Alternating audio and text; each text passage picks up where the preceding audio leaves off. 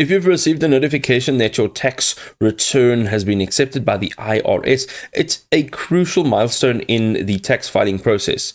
This is basically to confirm that the IRS has reviewed your return and it has found no immediate errors or discrepancies. It also allows you to proceed to the next steps. Understanding what accepted is entails a vital role for taxpayers, as well as to navigate the subsequent stages effectively. So let's have a look a little bit more into this.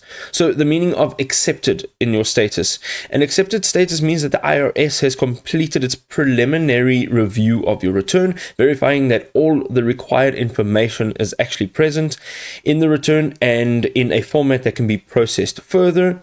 Also, processing continues thereafter, and after the acceptance, the IRS will continue with your return, which may involve checking for any additional issues, discrepancies in your income reporting, or eligibility for credits and deductions.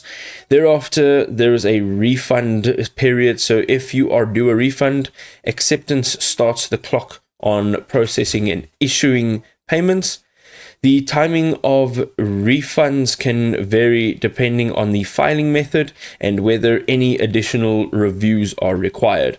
Also, there are spaces for potential audits, so it's just an essential step to maintain details or any records of any income, deductions, or any credits claimed to address any potential inquiries from the IRS.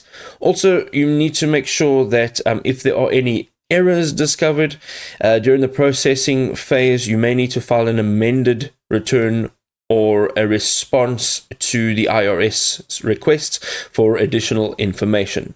Also, you should regularly monitor the status of your tax return. This can help you catch any issues early or confirm if everything has been added correctly, and then your refund will be on schedule.